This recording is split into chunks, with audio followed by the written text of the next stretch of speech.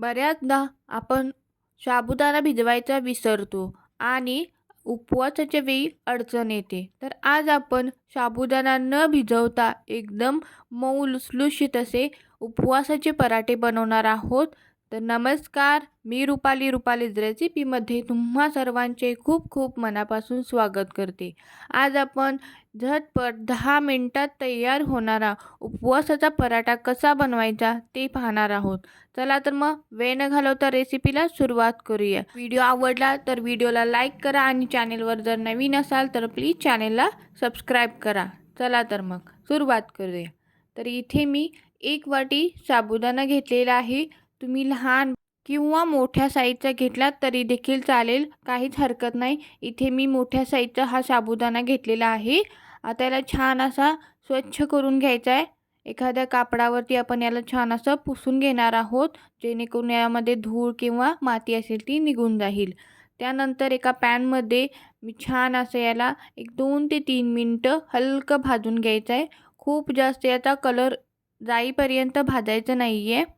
हलका याला फक्त आपल्याला क्रिस्पीनेस आणायचा आहे, जेणेकरून हे छान असं मिक्सरमध्ये वाटलं जाईल.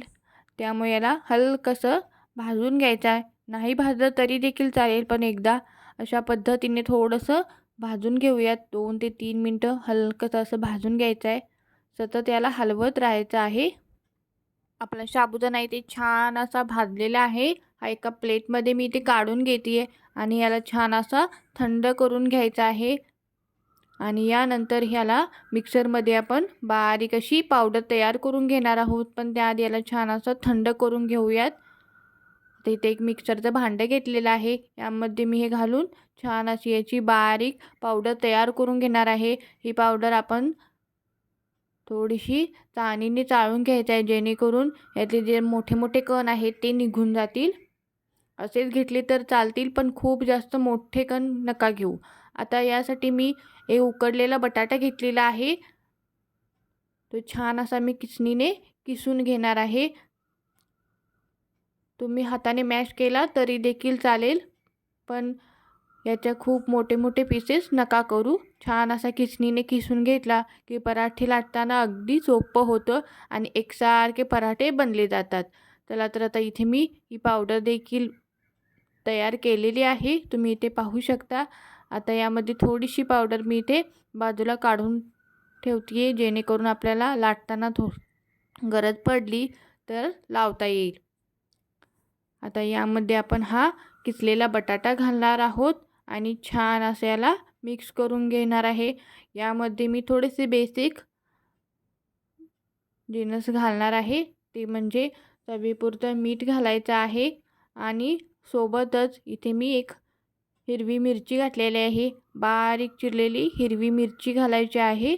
त्यासोबतच थोडीशी कोथिंबीर घातलेली आहे आणि जिरं घालायचं आहे अर्धा टीस्पून. तुम्ही जे उपवासाला खाता ते घालायचं यामध्ये. जर जिरं खात नसाल तर स्किप केलं तरी देखील चालेल, काहीच हरकत नाही.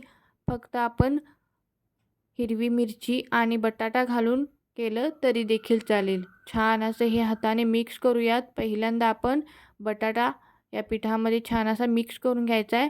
त्यानंतरच गरज वाटत असेल तरच पाणी घालून हा छान असा मऊसूत गोळा तयार करायचा आहे.